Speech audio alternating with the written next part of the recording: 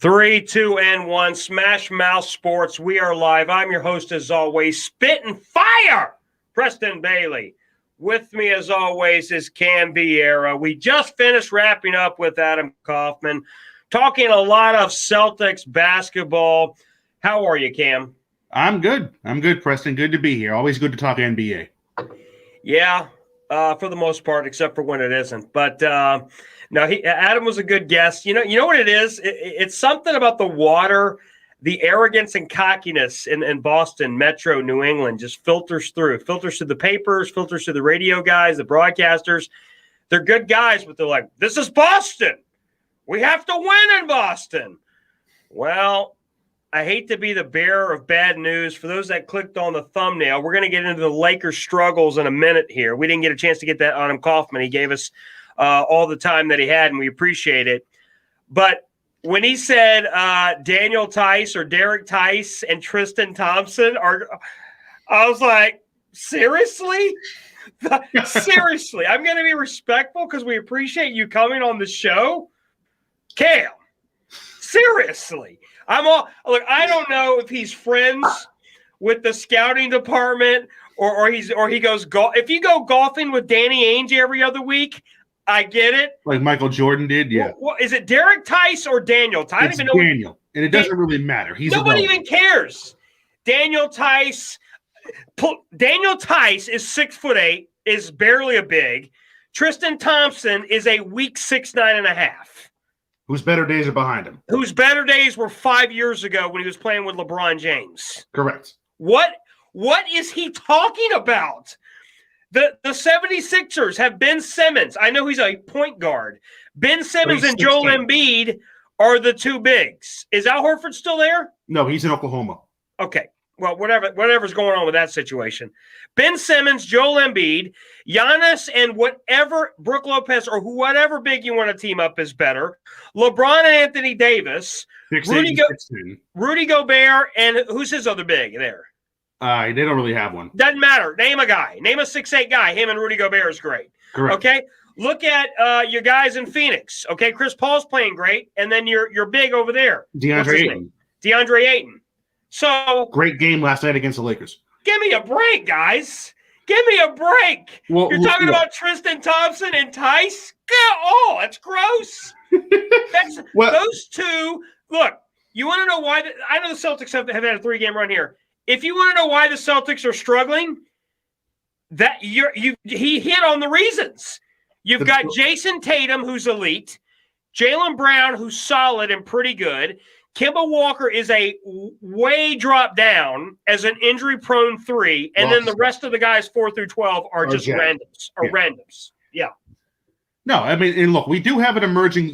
We heard us say his name. His name is Robert Williams. He's an emerging young guy who we took in the first round a couple of years ago. Okay, he's a good player. We can if we're on the Boston Celtics podcast. That was a spin. Everything he gave was a pro-Boston Celtics spin. It was. Go ahead. Look, I am been disgusted with the Celtics this year. Now, thankfully, it feels like they've turned it around of late. They've won 3 in a row. They beat the Clippers last night. They beat the Wizards before that, I believe. So they've won 3 in a row. So it feels like they might have righted the ship a little bit here. They got their last game before the All-Star break tomorrow night against Toronto, who's being ravaged by COVID right now. Who is being ravaged by COVID? Toronto. They don't have their coaches. Their coaching staff is out. Okay. I mean, look, I feel bad for anyone that gets COVID, but when you say ravaged by COVID, a few players they've missed 2. Their last 2 games are getting postponed. Look, you know my opinion on coaches and managers. At the end of the day, it's the players. If the horses are fine, that's what matters. But overall with the Celtics this year, and Adam hit on it, it's just been a lack of effort. There's been games I've been watching them this year. Do I care more than you as a fan? Because I'm sitting here getting pissed off in my living room.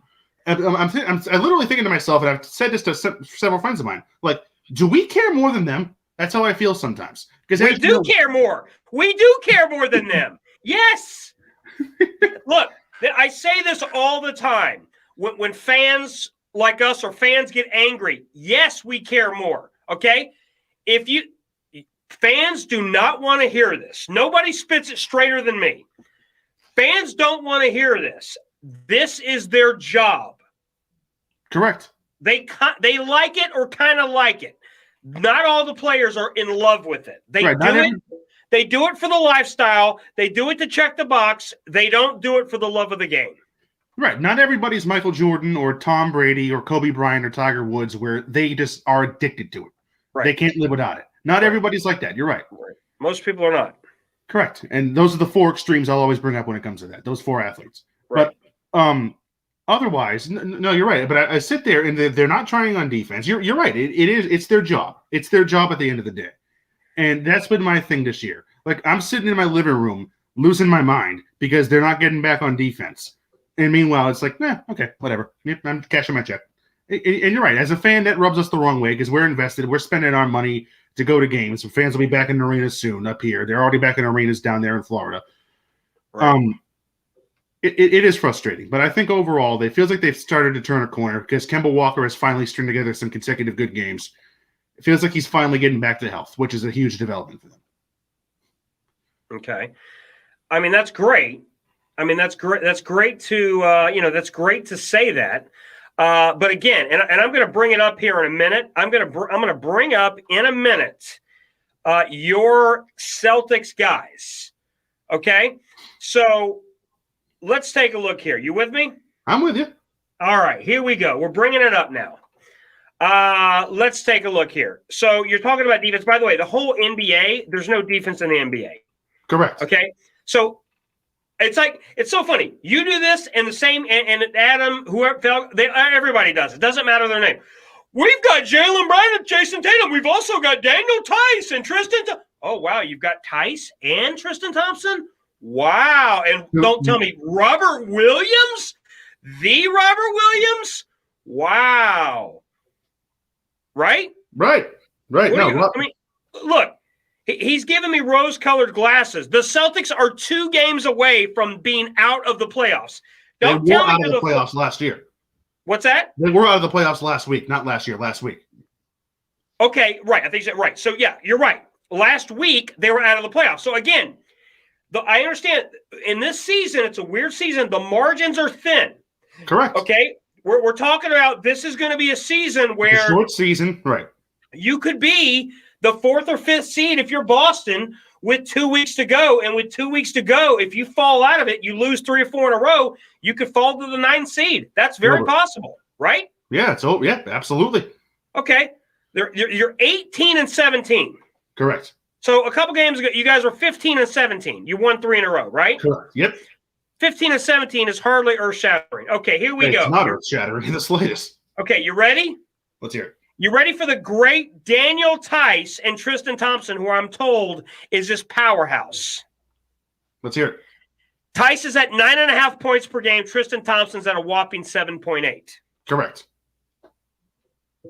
What are we talking about? We're talking about 2 bigs that combine for 17 points. And you're like, okay, well, maybe they're great at rebounds. Tristan Thompson's at 8.5, which is okay, but not great. Tice is at 5. Wow. So the argument is, oh, well, they're big man and they block shots and rebound. No, they don't block shots and rebound either. No, so it's Williams. Williams coming off the bench. Their best big is coming off the bench. Okay. So the guy that I'm getting excited about is Williams, right? Robert Williams, correct. Let's keep saying Robert Williams. Okay. Robert Williams, he plays 15 minutes a night. He gets 6 points per game. He gets 5 rebounds and change per game. Okay, he's a good defender, and he plays the team. Let's keep saying this: 6 points, 5 rebounds. Correct. At the end of the game, he's the center on the floor. You can add whatever special word you want at the end. He has heart, and he's a swell guy, and Jiminy Cricket, whatever fancy word you want to say. He gets 6 points. He gets 5 rebounds. And where I was getting at with Adam, and we'll get to the Lakers there in a minute here and their struggles. We'll wrap it up with that. The Lakers are 3-6, as you pointed out with Anthony Davis. It doesn't matter. It doesn't matter that the Lakers are Adam the said third seed. The Lakers know who they are. They know who they are. I'm simply telling you. I keep hearing. Okay, so they got the best GM in Danny Ainge. I keep hearing they got one of the best young coaches in Brad Stevens. I keep hearing, and yet they've won 1 title. They're a game above 500. In how many years? They've won 1 title in 40 years. Right. If I were to draw this fancy graph here and I'd say, okay, here we go. I'm going to make 9 trades, circle the 3, carry the 4. Great. You can put all the gigawatts, all the all that, okay? You can do all the Back to the Future algorithms that you want to. Tell me what we have at the end of 5 or 10 years. We're here, okay? We've done all these fancy moves. How long has Danny Ainge been there? He's been the GM 18 years. Okay. He's been there 18 years. Okay. Year 1, year 2, year 5. Oh, year 3 was fancy. Year 5 was fancy. Year 10. All these years were fancy. We've got one title. Correct. We've got one title. It's been 8 years. It's been 8 years since they traded Paul Pierce and Kevin Garnett. And so the end result here, they fleeced the Nets. Great. Correct. All these first, all this everything. At the end of the day, you've got Brown, you got Tatum to show for it, and hardly anything else. Correct. The free agent signings didn't work. They traded a lottery pick for Kyrie Irving, who was a raging a-hole. That didn't work. Right. Not just an a-hole, but a raging a-hole. The signing of Al Horford didn't work. The signing of Gordon Hayward was, he got hurt his first game. Kemba Walker right now looks like this might be a lower, not a great move, even though it feels like he might have turned it around recently. No, it's been a tremendous. Let me ask you something. I think we all agree that NBA free agency is don't you agree that LeBron James, Dwayne Wade, and Chris Bosh knew well ahead of time they were going to Miami together? Yes, of course. And you knew, and don't you also agree that for a long time LeBron knew Anthony Davis was coming? Yes. So these moves are dictated years and years in advance. The question is, do the Celtics, like for example, they could have gotten Kawhi Leonard for 1 year. Mind you, this is only 1 year. The year he went to Toronto, they could have gotten Kawhi Leonard for Jaylen Brown. Now you give up Jaylen Brown. Kawhi Leonard's only here for 1 year, but it might bring you to a championship. Do you think they should have made that move? Yes. Look, you guys need to get off Jaylen Brown. Get off of him. Well, here's the biggest. All of you guys in Boston, all of you in New England have got this super hard on for Jaylen Brown.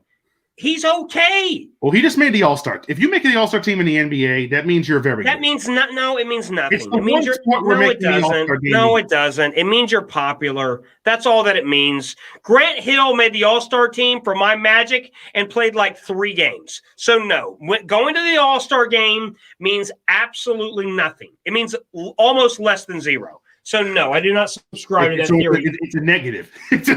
It can be a negative. Okay, he scores 24 points a game. Big deal. In an NBA where James Harden can get 36 points a game with ease. He's a very good defender. But here's the big regret I have with Jaylen Brown. In the night of the 2018 draft, the Celtics were looking to trade up. They wanted to move up to number 3 from the Atlanta Hawks. Another team did that. They wanted to move up to number 3. The team that was at number 3 wanted Jaylen Brown. They wouldn't do it. Some team moved up to number 3. That team was the Dallas Mavericks, and they took Luka Doncic. So the Celtics passed on Luka Doncic because they didn't want to give up Jaylen Brown. That's the big regret I have. Well, no. Look, the one thing that Adam says, and he basically called you out as being a super homeboy fanboy, even though he's a super fanboy. Look, Adam is right. Adam Kaufman, who we just spoke to, okay? iHeartRadio. Adam Kaufman is right. You can't look at every single move and be, we should have got, no, because what he's right about is Jaylen Brown was a great pick. It was. Absolutely. Because I was skeptical of Jaylen Brown because he could not shoot coming out of the draft. He was a great defender. Than I ever thought he'd be. Great athlete. So he is, we had a big debate about that. He's going to be in the 3-point contest this weekend. So look, Jaylen Brown is a very good player. Okay, so yes, to everyone's point, he's a good player. 24 points, 5 boards, 5 assists. He's a good player. He's a solid player. Is he elite? No, he's not elite. He's very good. He's not elite. He's not LeBron. He's not Kawhi. He's not Anthony Davis, Luka, or any of the super best friends that we've named. So when people keep saying, I'm not going to trade Jaylen Brown for Anthony Davis. Okay. You're not going to trade. You're not going to get a Kawhi Leonard, an Anthony Davis, a Luka. You're not going to get one of those guys and hold on to Jaylen Brown. Correct. The problem is you're going to have to trade a Jaylen Brown and get a Kevin Love equivalent, someone in that realm. Okay, Gordon Hayward before he got injured, somebody in that realm, a second or third tier guy, because that's what Jaylen Brown is, a second or third tier guy. Correct. He's Bradley Beal. So if you think Bradley Beal is the 7th best player, then you think Jaylen Brown is at 7th. But you're like, oh no, definitely not Bradley Beal. He's not right. That's the consensus. Definitely not Bradley Beal. Definitely not Jaylen Brown. This is the problem with Celtics fans. They get too deep rooted and they cannot see the forest through the trees. No, Celtics fans, we definitely fall in love with our own players. You're right. Yeah, you fall in love with it. Smocks, your fox is you're in Foxborough, right? Your fox is smelling your own hole, thinking it's great. And what's going to happen? This is a good way to end this because the Lakers are going to bounce back and they're going to be fine. Yeah, the Lakers will be fine. Adam said it, and it's true. The Lakers know who they are. It's not about knowing or not knowing. It's about knowing they have LeBron James and Anthony Davis, period. Correct. And to be honest with you, if I were them, there's no point in rushing Anthony Davis back from this injury. Of course. I understand you've struggled, and right now I believe the Lakers are in 3rd place because Utah and Phoenix are 1 and 2 in the West. Who cares? You're Neither one talking of them about struggling. Utah is built for regular season. And so is Phoenix. And you could make an argument. Look, but Phoenix played great in the bubble last year. I believe Phoenix was 8-0 in the bubble. Phoenix was great in the bubble, correct. And they've got Ayton, they've got Booker, they've got Paul. And neither of those teams are going to beat either of the LA teams. Let me slow you down there. They've got Booker, they've got Ayton, they've got Chris Paul, correct? Correct. Those 3 guys are better than any 3 guys for Boston. I agree. Period. However you want to slice it.